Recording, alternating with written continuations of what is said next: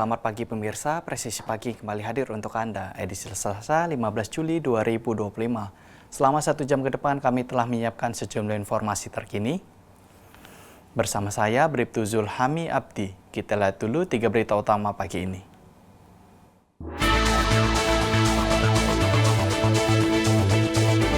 Polda Jawa Barat mengungkap kasus tindak pidana perdagangan orang atau TPPO yang melibatkan penjualan bayi ke luar negeri.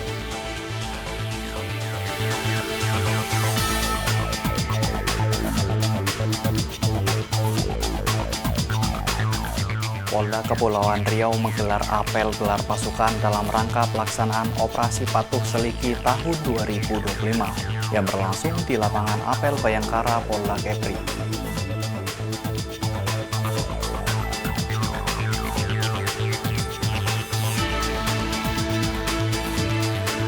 Ketua Umum Bayangkari, Nyonya Juliati Sigit Prabowo, memimpin langsung panen raya program Pekarangan Pangan Lestari atau P2L di Batalion A Satbrimo Polda Sulawesi Tengah.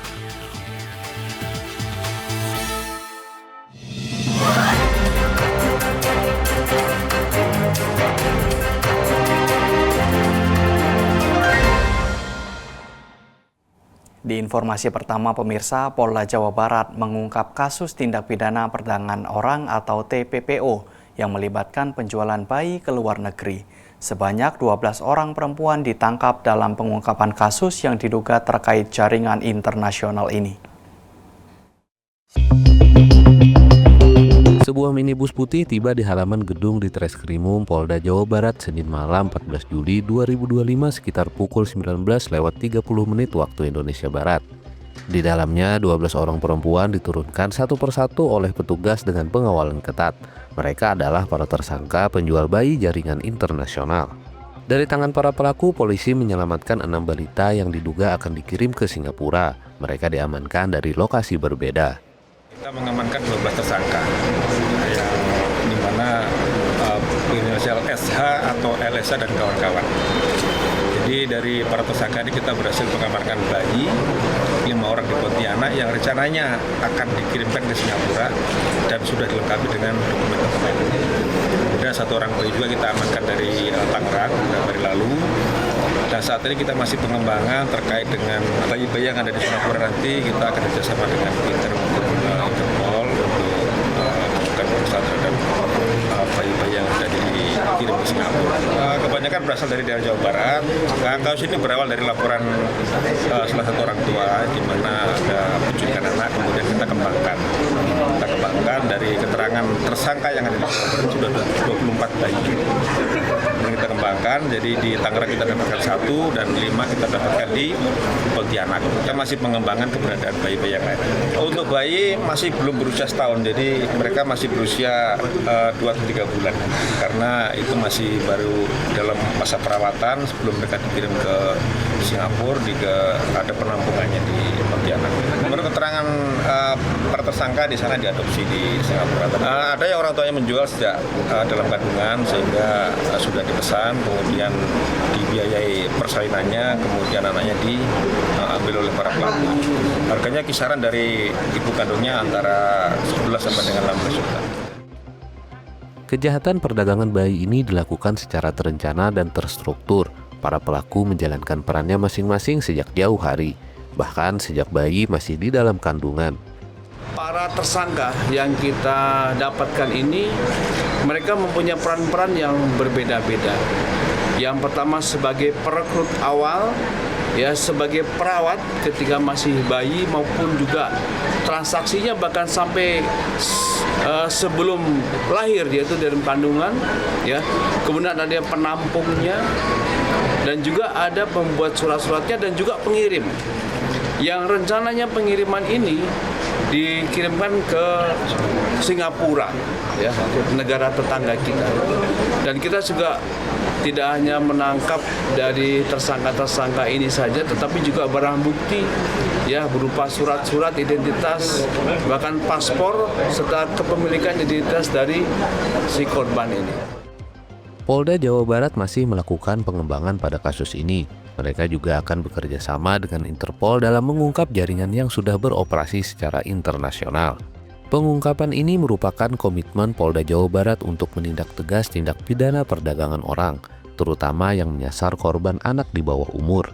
Dari Humas Polda Jawa Barat melaporkan untuk Polri TV. Sementara itu, Ditpol Airut Polda Kepulauan Riau berhasil mengungkap komplotan pencurian di atas kapal asing yang melintas di perairan Selat Philip, Karimun. Sebanyak 10 orang pelaku ditangkap dan barang bukti spare part kapal hingga senjata rakitan berhasil diamankan.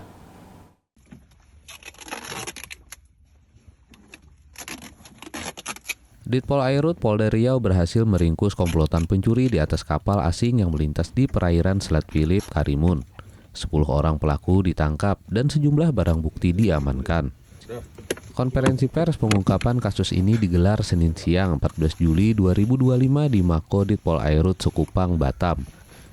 Pengungkapan kasus ini berawal dari laporan Biro Maritim Internasional atau IMB terkait maraknya pencurian di jalur pelayaran internasional di wilayah Kepulauan Riau.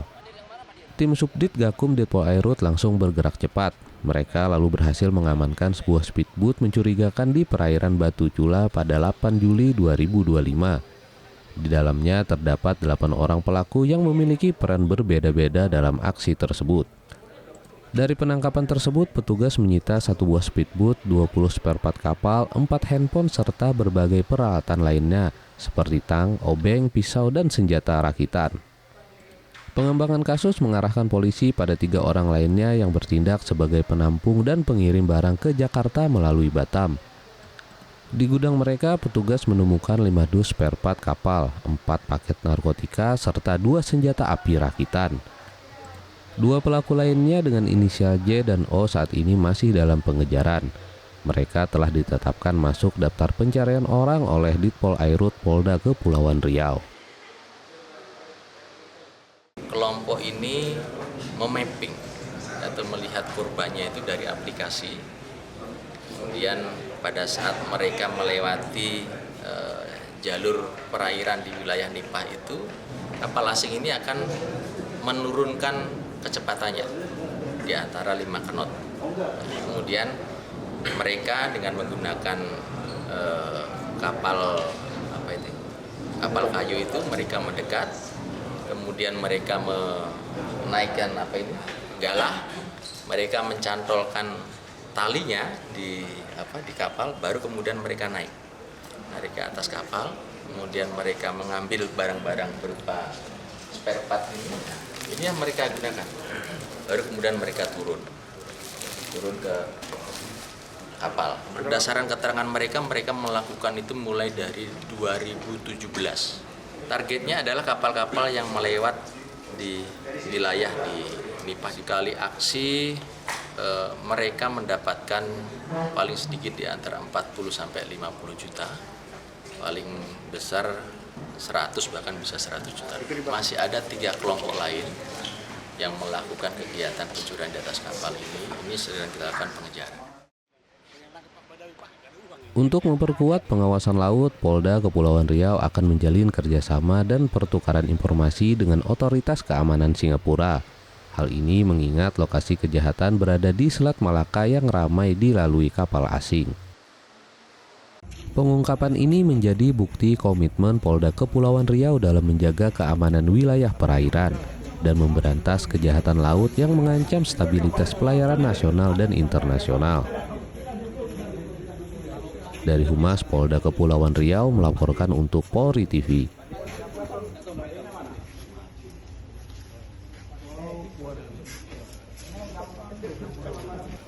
Di informasi berikutnya, pemirsa, Kota Mataram saat ini tengah menghadapi tantangan serius akibat bencana banjir yang melanda sejak tanggal 6 Juli 2025.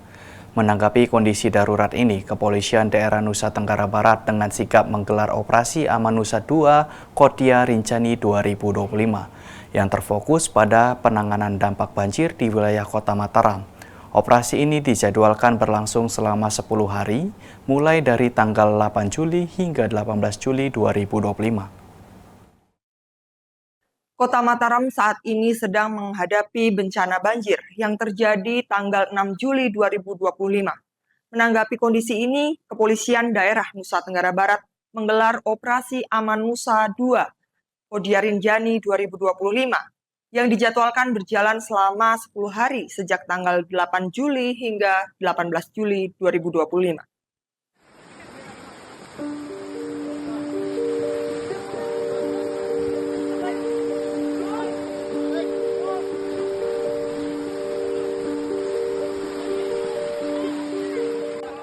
Sejak operasi ini resmi dimulai, ratusan personel gabungan dari Polda NTB dibantu oleh unsur TNI, Badan Penanggulangan Bencana Daerah atau BPBD, dan relawan telah diterjunkan ke lokasi-lokasi terdampak paling parah. Prioritas utama saat ini adalah membantu evakuasi korban banjir, terutama lansia, anak-anak, dan warga yang terjebak di permukiman yang terendam air.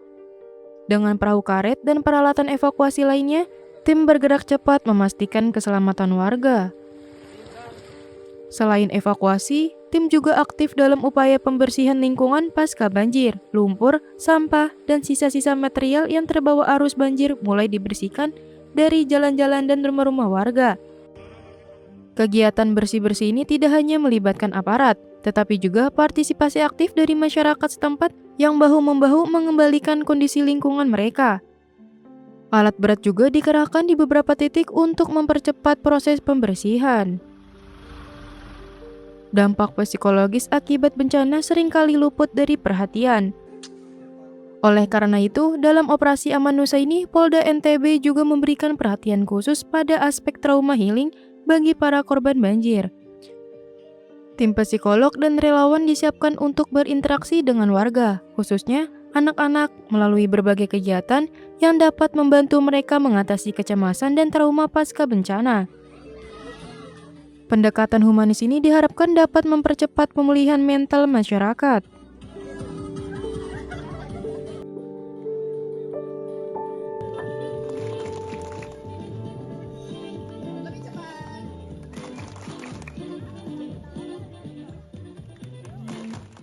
Dengan sinergi antara aparat keamanan, pemerintah, dan masyarakat diharapkan bencana banjir ini dapat segera teratasi dan kehidupan di wilayah Kota Mataram dapat kembali normal. Demikian yang dapat kami laporkan dari Kota Mataram, Nusa Tenggara Barat. Saya Bribtu Agatha, salam presisi. Dan pemirsa, Kapolda Sulawesi Tengah Irjen Pol Agus Nugroho melalui Irwasda Polda Sulteng Kombes Pol Asep Adinata memimpin apel gelar pasukan Operasi Patuh Tinombala 2025. Apel yang berlangsung di Mapolda Sulteng Senin 14 Juli 2025 sebagai langkah awal cipta kondisi dalam mewujudkan keamanan, keselamatan, ketertiban, dan kelancaran lalu lintas atau Kamseltib Carlantas di wilayah hukum Polda Sulawesi Tengah. Pasca pencanangan Hari Keselamatan Lalu Lintas dan Angkutan Jalan tahun 2025. Selamat pagi pemirsa Polri TV, saya Brigpol Finindriani dari Bid Humas Polda Sulawesi Tengah melaporkan dari halaman Mako Polda Sulawesi Tengah bahwa hari ini Kapolda Sulawesi Tengah diwakili Irwasda Kombes Pol Asep Adiatna SIK MH menghadiri sekaligus memimpin apel gelar pasukan Operasi Patuh Tinombala 2025.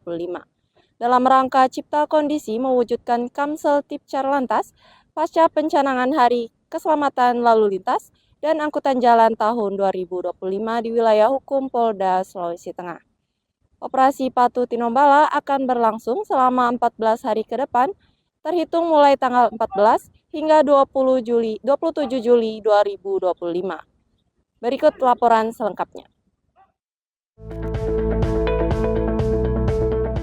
Dalam amanatnya, Kapolda Sulteng dibacakan Irwasda Kombes Pol Asep Adiatna menegaskan bahwa Kamseltib Carlantas merupakan kebutuhan mutlak bagi masyarakat pengguna jalan Polantas sebagai ujung tombak Polri dalam bidang lalu lintas, terus berupaya menekan angka kecelakaan dengan berbagai langkah.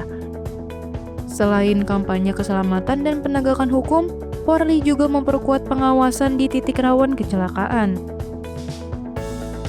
Tak hanya itu, Kombes Asep Adiatna menyebut modernisasi sistem berbasis teknologi informasi juga terus dikembangkan demi meningkatkan kualitas pelayanan dan keselamatan masyarakat di jalan raya.